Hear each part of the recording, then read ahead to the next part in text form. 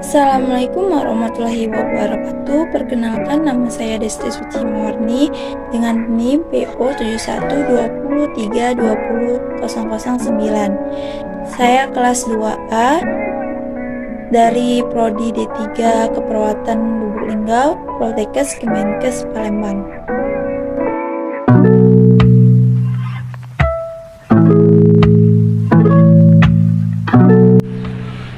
Dalam beberapa operasi usus, dokter bedah perlu melakukan pembuatan stoma. Prosedur ini dilakukan dengan membuat lubang pada dinding perut untuk mengeluarkan isi usus tanpa melalui anus. Arti stoma sendiri sebenarnya adalah lubang pada tubuh. Pada beberapa kondisi diperlukan pembuatan lubang di dinding perut untuk mengeluarkan feses atau tinja. Dengan demikian, feses tidak dikeluarkan melalui anus. Operasi pembuatan stoma pada perut dapat bersifat sementara maupun permanen, tergantung alasan atau tujuan pembuatannya. Prosedur ini hanya dilakukan oleh dokter bedah yang terlatih khusus untuk mengerjakan operasi saluran cerna. Apa saja jenis stoma pada perut? Ada dua jenis operasi pembuatan stoma pada perut yang sering dilakukan dokter bedah. Pertama, ileostomi dan kolostomi. Berikut adalah penjelasannya. Ileostomi merupakan operasi pembuatan stoma pada dinding perut yang dihubungkan dengan bagian akhir dari usus halus atau ileum. Tindakan ini paling sering dilakukan pada penyakit radang usus atau kanker usus. Stoma yang dibuat pada ileostomi bisa bersifat permanen maupun sementara.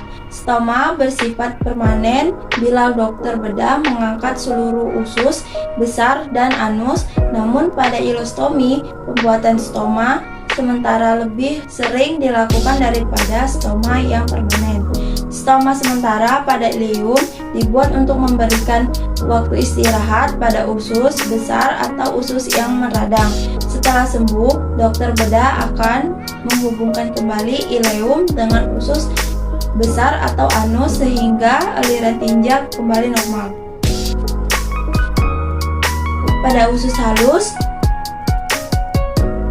akan dipotong, lalu pada ujung ileum akan dipotong, lalu akan dibuat lubang pada dinding perut.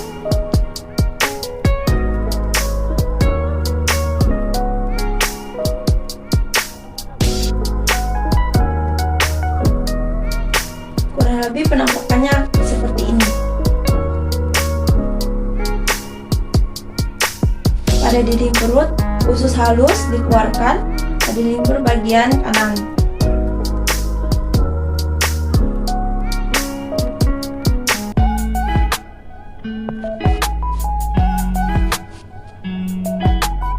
Kedua yaitu prosedur kolostomi atau operasi usus kolostomi adalah pembuatan stoma pada dinding perut yang tersambung dengan usus besar.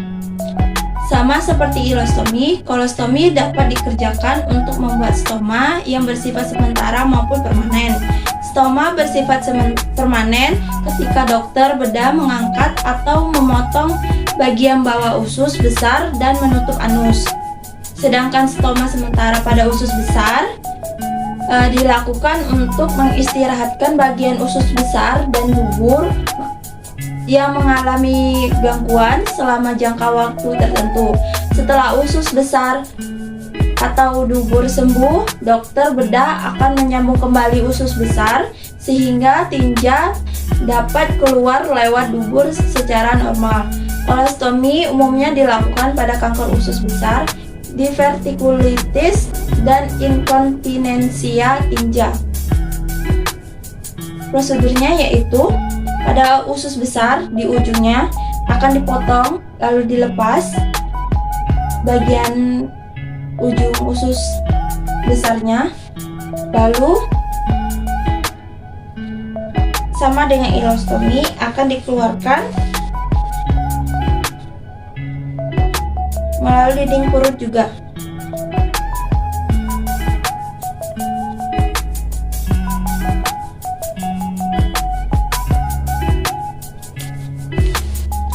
Kurang lebih penampakannya pada perut akan seperti ini.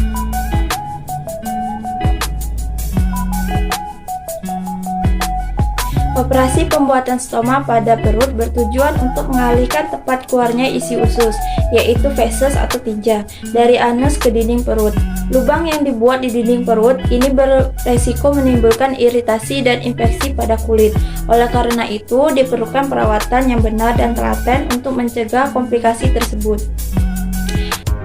Baiklah, itulah penjelasan dari saya tentang ileostomi dan kolostomi. Jika ada salah, saya mohon maaf. Pada Allah saya mohon ampun. Saya akhiri. Wassalamualaikum warahmatullahi wabarakatuh.